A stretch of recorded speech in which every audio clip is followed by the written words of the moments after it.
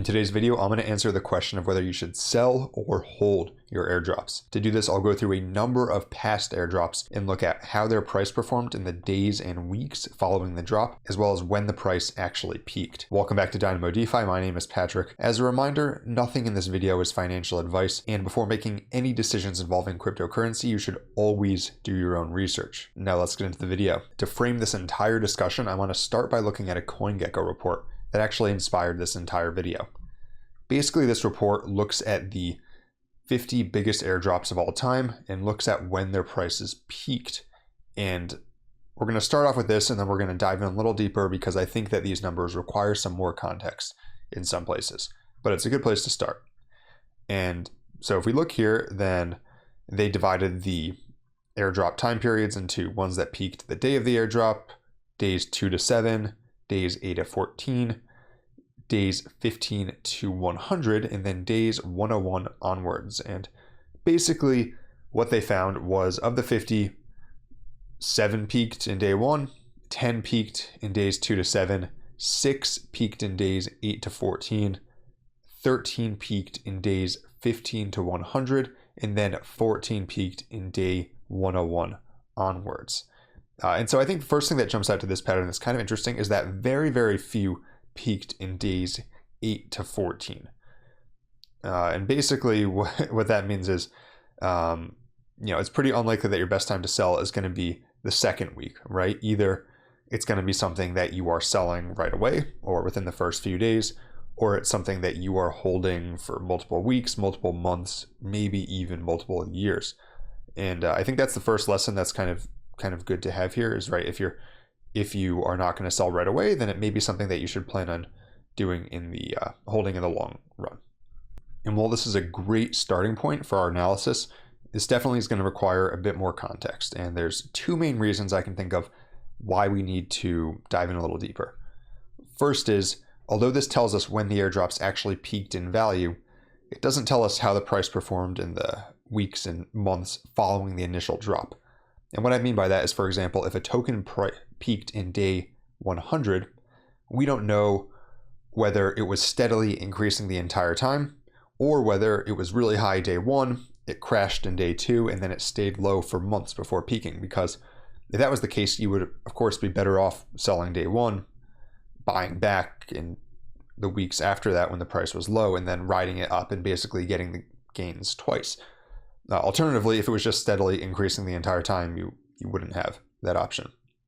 The other piece of context I think we need to look at is, when did these drops happen? Because my suspicion is that when the airdrop peaked has a lot to do with whether it was dropped during a bear market or a bull market or an early bull market versus a late bull market. Because, for example, something that's dropped during a bear market, as some of these were, is, of course, the price is going to be higher come a bull market. Whereas if something is dropped at the peak of a bull market, then I'm guessing the price is probably going to be quite a bit lower in a bear market. And that really doesn't say anything about buying or selling airdrops. What that just says is you should sell things at the peak of the bull market and buy them during the bear market. All right, so this is our starting point, and what I'm going to do is I'm going to go through to start some of the top airdrops here in terms of time taken to peak, and I'm going to look at the price action following the immediate drop. And then I'm going to go look at some representative examples from the entire list. So to start at the top, we're going to look at Optimism. This took a whopping 1.6 years to peak, and the airdrop gains at peak prices are 186%. So let's look at how Optimism performed. We're going to go to Max here, and you can see here it was dropped in May 2022. Subsequently crashed, as the entire market did then, by the way, as the entire market crashed in June 2022. Crashed by more than 50%, rallied up to a new all-time high a few months later, declined by, again, more than 50%, maybe 60, 70% over several months, then rallied and hit a new all-time high in January 2023. And so at that point, then it went down and up again. But basically, so by January 2023, when it hit an all-time high for the third time, we were looking at something that is 8 months after the initial drop. And the important thing to note here, I think, is that although it hit a new all-time high then, and then it hit another one again in 2024 or late 2023, the problem is that you might not want to hold this thing for multiple years. There's lots of coins you could hold for multiple years if you're planning on getting gains. So my concern with this one would have been, in these immediate weeks afterwards, should I have bought or held? And in the case of Optimism, if we look at this, then we would see that it sort of held up for a week. The entire market crashed, it went down, and then it rebounded about 2 months after the initial drop. It really rebounded pretty strongly. So that's how Optimism performed. And so what I would say with Optimism, what I would have done is, assuming I didn't know the market was going to crash here, right? Then that's kind of tough to predict. Then maybe I would have held it here and bought more here, or I would have sold it in the first few days, depending on how valuable it was, and then now this down here could have been a good time to buy back. All right, next on the list is going to be Bonk. So Bonk is a meme coin on Solana.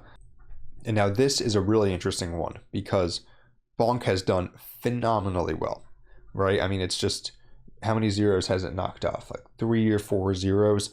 It's gone up just a ridiculous percent since mid 2023. And so the thing is, you would look at this and you would say, obviously, you should have held it. And you should have held it for basically a year, right?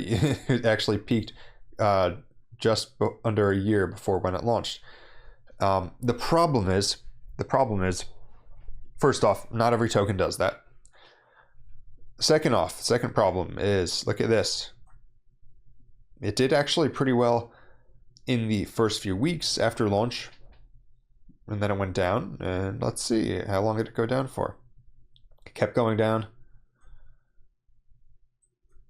Kept going down. Kept going down. It just went down for a very long time, and then finally rebounded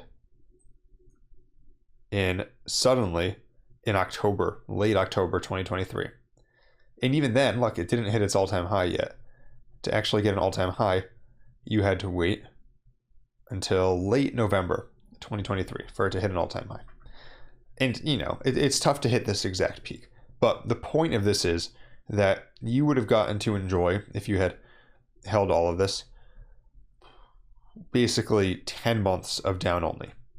And so in that case, I would say probably, even though the analysis here would say you want to hold it for a long time, you would have been better off selling it over here and then buying back later, just objectively.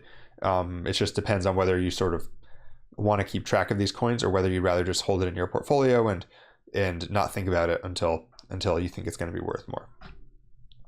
All right, next on the list, we have Arbitrum. Arbitrum took 43 weeks to peak, so we're getting down to be a little bit quicker now. And if we look here, we see, yes, Arbitrum last March 2023 was great. It kind of fizzled around here for a couple weeks after launch and then suddenly jumped. And that was almost a month after launch. It's like 3 or 4 weeks. And then it basically went down only until October. And then with the rest of the market, it's been rebounding. And so in this case, I would say here, on this jump over here after a couple weeks, or when it dipped from that jump, that's probably when I would have wanted to sell this and bought back here after it went down, 50%, rather than holding it for the peak in January, right? And then this is getting to a point that I think is kind of the thesis we're going to develop over the course of this video, which is that how well these airdrops do actually has a lot to do with the market. I mean, that sounds obvious, right? But when you get an airdrop, you're basically getting a coin with zero cost basis. You didn't spend anything to acquire it. Maybe you had to spend some money on transactions on the network, but effectively, you got a coin that you didn't have to spend any money to acquire. And then whether you actually want to hold that coin, if you apply a zero-based approach to your portfolio, basically you would look at that and you say, okay, I've got this coin. Would I buy this coin? for the same amount of money? Or do I already think that it's at a good valuation and I'd rather take that money and invest in something else? Because the thing here was something like Arbitrum, and I have no problem with the Arbitrum token. I love Arbitrum. But the thing here is lots of coins did well in January and December of last year. So if your plan was to hold Arbitrum until the market rebounded, well, you'd have to ask yourself, is it Arbitrum you wanted to hold, or is it just you want exposure to crypto? Because there's lots of coins you could have held. All right, let's see. Now another one might be Osmosis. So Osmosis was 36 weeks. We're already on max here, and we can see this was all the way back in June 2021. Crashed immediately upon launch by about 2/3, and then rebounded in September of that year. And the thing with Osmosis, is that the whole market was rebounding here, right? The whole market. And then Cosmos, the Cosmos ecosystem, really was doing well here.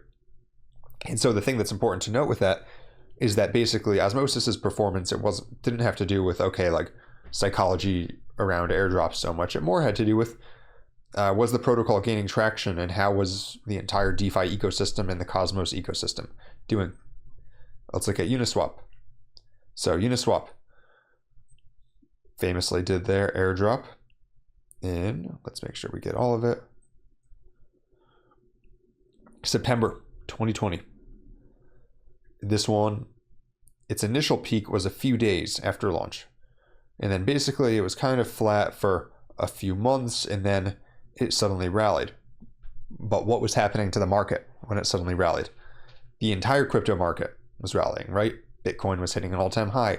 Ethereum was hitting an all-time high. The entire Ethereum DeFi ecosystem was popping off.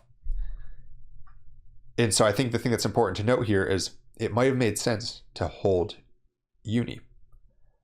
But if you were to hold Uni, that would be because you were making a bet on the entire crypto market and on DeFi specifically taking off.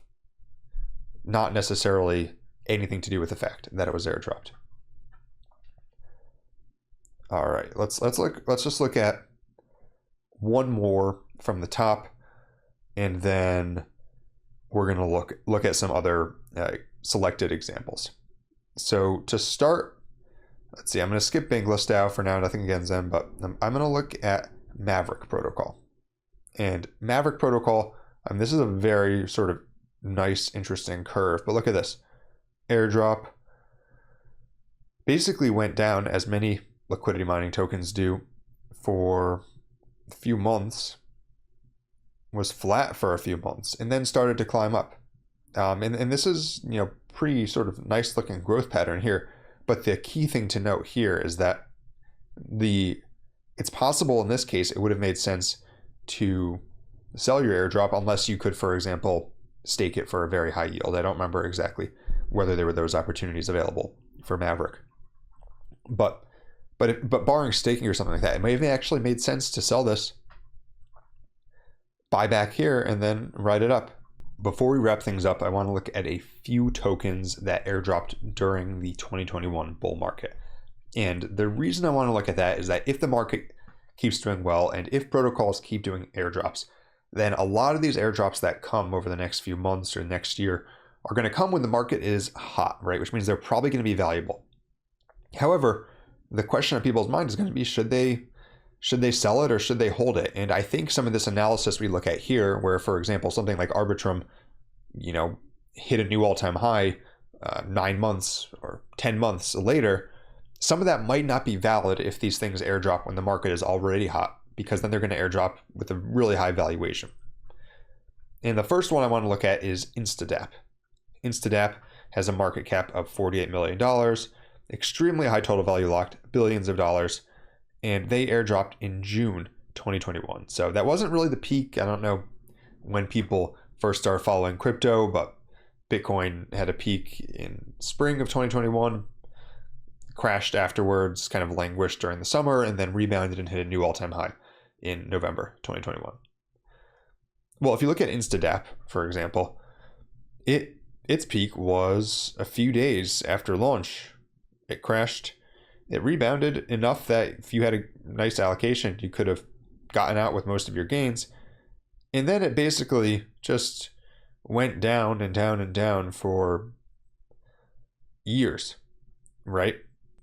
Another great example is Ethereum name service, ENS. If you look at the max chart here, they airdropped really at the peak in 2021 when the crypto market was near its all-time high. And their initial peak was, let's zoom in on this. Their initial peak was about 2 days later. And then they had a second peak a few weeks later. And what happened after that?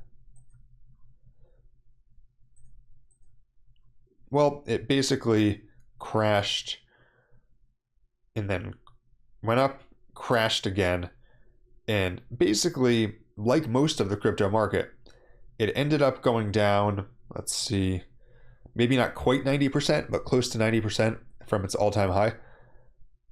Actually, yes, it ended up going down 90% from its all-time high. So, like most of the crypto market, it ended up just crashing catastrophically, and then it started to rebound recently. And so the point of this is, I think as the bull market goes on and there's more airdrops that launch with these extremely high fully diluted valuations or even circulating market caps, right? ENS had a market cap of several $billion back in November 2021, shortly after it launched. I think when that happens, then the calculation might change a little bit for some of these things, because if you think the market is peaking anyways, then it's probably unlikely that the airdrop outperforms it on a significant time frame. I know it might feel crazy to talk about that, right? The market peaking when we're just coming out of a bear market. That being said, I think it's worth considering these things to plan for the future. To learn more about crypto, DeFi, and airdrop farming, be sure to subscribe to my newsletter at dynamodefi.substack.com. Comes out every week and has things like trends and narratives, DeFi strategies and opportunities, and on-chain analysis to help you with your crypto research. And for more videos like this one, be sure to like and subscribe. Until next time, this is Dynamo DeFi.